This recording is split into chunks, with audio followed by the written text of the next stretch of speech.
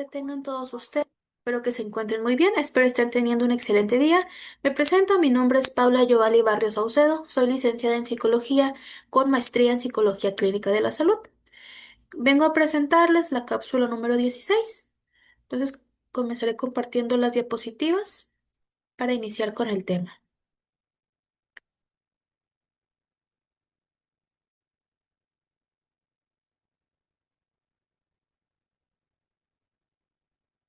La educación no es un fenómeno aislado ni neutral, sino que forma parte de la estructura social, económica y política en la que se desarrolla.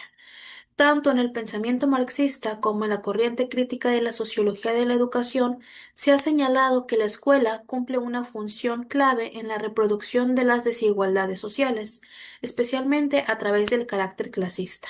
Es decir, aunque se presenta como un espacio de igualdad de oportunidades, en la práctica refleja y perpetúa las diferencias entre las distintas clases sociales. Por otra parte, la educación también se vincula directamente con el mundo del trabajo. En este sentido, el pragmatismo ha sido una corriente filosófica y pedagógica que subraya la necesidad de que la educación tenga una utilidad práctica, orientada al desarrollo de habilidades, competencias y actitudes necesarias para la vida laboral. Este enfoque permite analizar cómo la educación se adapta a los requerimientos de estos sistemas económicos y a la vez plantea la tensión entre formar ciudadanos críticos o simplemente trabajadores funcionales al mercado.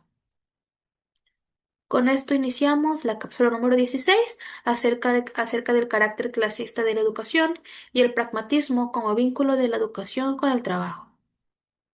Entonces, el carácter clasista de la educación, la noción de que la educación es un derecho universal y que es accesible para todos, suele ser el ideal más que una ideal más que una realidad. Desde la perspectiva marxista, la educación tiene un carácter clasista, porque está estructurada de manera que favorece a las élites y que reproduce las desigualdades de origen. Están los elementos de carácter clasista, el acceso a desigualdad. Aunque la educación básica se ha masificado en muchos países, el acceso a niveles superiores, como son la universidad o los posgrados, tutorías o programas internacionales, la calidad diferenciada.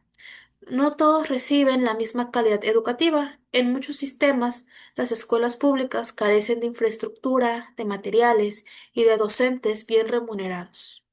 Esto genera que haya una brecha educativa, mientras que unos tienen acceso a una educación de excelencia, otros reciben esta educación de forma limitada.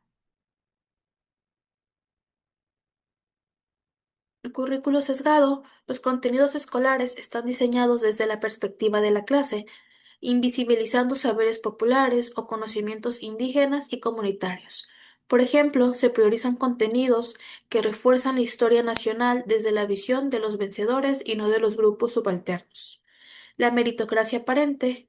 La escuela sostiene la idea de que el esfuerzo personal basta para poder alcanzar el éxito. Sin embargo, los estudiantes que poseen este capital cultural heredado, como son hábitos, lenguaje, contactos sociales, tienen mayores ventajas desde el inicio. El destino social condicionado. En la práctica, los hijos de obreros pues suelen formarse para trabajos más técnicos o manuales, mientras que los hijos de profesionales y empresarios tienen acceso a estudios universitarios de prestigio. Esto refuerza el ciclo intergeneracional de la desigualdad. El pragmatismo como vínculo de la educación en el trabajo. El pragmatismo es una corriente filosófica surgida en Estados Unidos a fines del siglo XIX, con autores como Charles Peirce, William James y John Dewey, que influyó fundamentalmente en la metodología moderna. En la educación, el pragmatismo plantea que el conocimiento no tiene valor si es útil y aplicable a la vida práctica, especialmente al mundo de trabajo y a la convivencia social. Principios del pragmatismo aplicado a la educación está el aprender haciendo. El estudiante no es un receptor pasivo, sino es un sujeto activo que construye conocimientos a través de la práctica. La escuela se convierte en una especie de laboratorio social, donde los alumnos aprenden mediante proyectos, mediante experiencias y mediante esta resolución de problemas. La educación vinculada a la vida social y laboral. Los contenidos escolares deben tener relación con las necesidades del entorno social y del económico. Por ejemplo, en sociedades industriales, la educación se orientó a desarrollar habilidades, técnicas, disciplinas y hábitos de puntualidad que sean útiles para el trabajo fabril. Flexibilidad curricular. Frente a programas rígidos y enciclopedistas, el pragmatismo defiende un currículo adaptable a los cambios de la sociedad y al mercado laboral.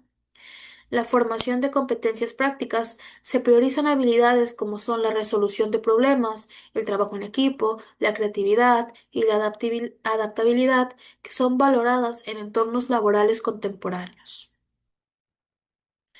La educación democrática y participativa. La escuela debe de preparar para la vida en la comunidad, fomentando la cooperación y la responsabilidad social. La educación no solo debe servir para ganarse la vida, sino también para formar ciudadanos activos y críticos. El pragmatismo en el capitalismo contemporáneo. Hoy en día, la influencia del pragmatismo se refleja en estos discursos de la educación por competencias, la orientación a la empleabilidad y la formación en tecnologías digitales. Sin embargo, también se critica muchas veces que se reduce la educación a un instrumento de mercado, olvidando su dimensión humanista, crítica y emancipadora. El carácter clasista de la educación. El carácter clasista de la educación es en tesis centrales de la sociología, critica la crítica de la educación, sobre todo del marxismo. ¿Cuáles son los aportes teóricos que vamos a encontrar?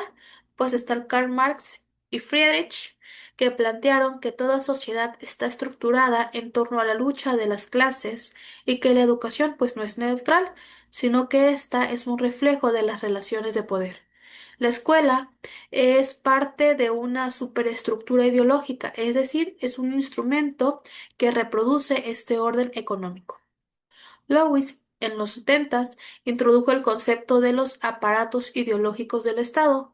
La escuela es uno de los principales aparatos ideológicos del Estado porque involucra valores, normas y comportamientos que garantizan la reproducción de la fuerza de trabajo en beneficio, pues, de esta clase dominante. Pierre y Jean-Claude desarrollaron las nociones del capital de cultura y la violencia simbólica, donde la escuela favorece a los estudiantes que ya poseen hábitos, lenguaje y valores similares a los de la élite cultural. Los hijos de clases populares no logran los mismos resultados porque la escuela no reconoce ni legitima sus saberes, sino que los considera como inferiores. Bowles y Gentes, en 1976, en la teoría de la correspondencia, afirma que existe una correspondencia entre la organización del trabajo en el sistema capitalista y la organización de las escuelas. Por ejemplo, la disciplina, horarios, obediencia a la autoridad, pues reproducen el comportamiento que se espera en el mundo laboral. Manifestaciones actuales de este carácter clasista, pues las brechas en la tecnología. Quienes estudian en escuelas privadas acceden a computadoras, internet de alta velocidad, programas de idioma, mientras que en contextos marginados los alumnos apenas tienen acceso a este material básico. La segregación social. En muchas ciudades, los estudiantes de élite estudian en escuelas cerradas al público general, reproduciendo círculos sociales exclusivos. La movilidad limitada. Aunque se promueve la idea de que la educación abre puertas en la práctica, las estadísticas muestran que la probabilidad de éxito educativo sigue determinada en gran medida por el origen socioeconómico. El pragmatismo como vínculo de la educación con el trabajo. El pragmatismo como corriente filosófica y pedagógica surge en Estados Unidos a finales del siglo XIX, en un contexto de industrialización acelerada, migración masiva y consolidación del capitalismo. La sociedad necesitaba ciudadanos funcionales al nuevo sistema productivo y la escuela debía de adaptarse a ellos. ¿Cuáles son los aportes principales? Tenemos a Charles Peirce y a William James. Filosóficamente afirmaron que la verdad no es absoluta, sino que se mide por la utilidad práctica de las ideas. John Dewey, eh, max- máximo representante del pragmatismo pedagógico, planteó que la escuela debía de ser un laboratorio de la democracia y al mismo tiempo preparar para la vida laboral. Propuso el método de aprender haciendo. y la pedagogía de proyectos impulsaron que la enseñanza a través de los proyectos prácticos y no solamente esta enseñanza a través de la memorización que se venía viendo hace muchos años. ¿Cuál es el vínculo que se tiene con el trabajo?